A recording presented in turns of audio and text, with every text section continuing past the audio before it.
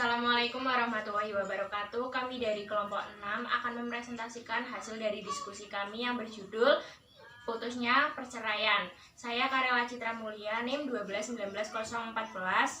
Saya Maulida Hasanah, NIM 1219027. Saya Nafila Tusdara, NIM 1219030. Saya Risa Amelia Putri, NIM 1219018. Pengertian dari talak. Secara etimologis, talak berasal dari kata itlaq yang berarti melepas atau meninggalkan. Dalam terminologi syariat, talak berarti memutuskan atau membatalkan ikatan pernikahan. Dalam pemutusan itu terjadi pada saat itu. Jika talak itu berupa talak bain maupun pada masa mendatang setelah masa iddah, jika tidak berupa talak raj'i dengan meninggalkan lafaz tertentu. Menurut Abdul Jamali dalam bukunya Hukum Islam mengatakan bahwa perceraian merupakan putusnya perkawinan antara suami istri dalam hubungan keluarga. Jelaskan macam-macam talak. Ditinjau dari segi tata cara beracara di pengadilan agama, macam-macam talak dibedakan menjadi dua, yaitu permohonan talak atau cerai talak dan cerai gugat. Berdasarkan pasal 129 dan 130 kompilasi hukum Islam, dijelaskan bahwa seseorang yang akan menjatuhkan talak kepada istrinya mengajukan permohonan baik secara lisan maupun tulisan kepada pengadilan agama yang mewilayahi tempat tinggal istri, disertai dengan alasan-alasan serta meminta agar diadakan sidang untuk keperluan itu. Dalam hal ini, pengadilan agama dapat mengabulkan atau menolak permohonan tersebut. Apabila ditolak permohonan, dapat menggunakan upaya hukum banding dan kasasi.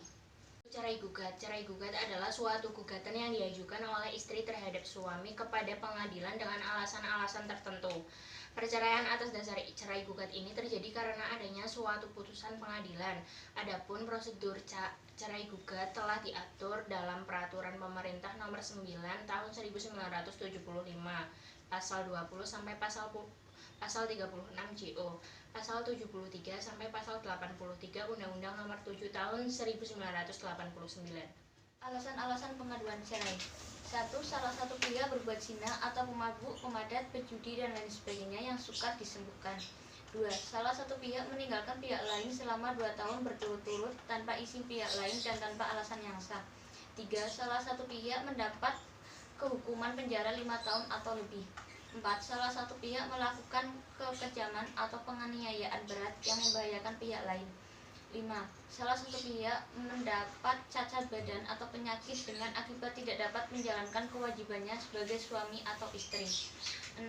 Antara suami dan istri terus-menerus terjadi perselisihan dan pertengkaran dan tidak ada harapan akan hidup akur lagi dalam rumah tangga. Pasal 116 KHI menyebut 2 lagi alasan, yakni 1. Suami melanggar taklik talak. 2.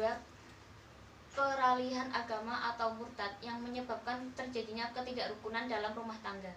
Perbedaan huluk dan talak. Perbedaan huluk dan talak dalam hal waktu dijatuhkannya, yaitu bahwa huluk boleh terjadi di waktu talak tidak boleh terjadi.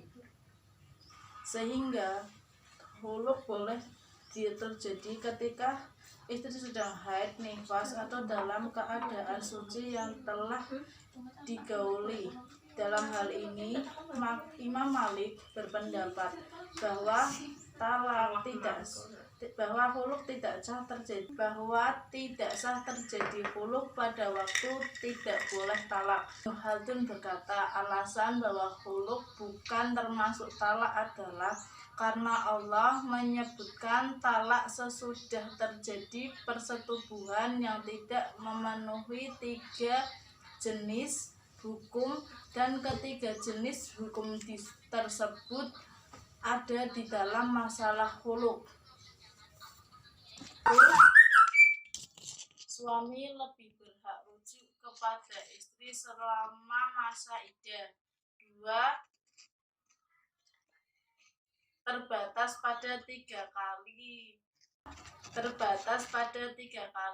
Sesudah 3 kali talak, mantan istri tidak halal bagi mantan suaminya kecuali jika sudah menikah dengan laki-laki lain dan sudah melakukan hubungan persetubuhan. 3. Masa iddah dalam talak adalah 3 kali kuruk atau masa suci atau masa haid. Sekian dari kelompok kami, kurang lebihnya mohon maaf. Wassalamualaikum warahmatullahi wabarakatuh.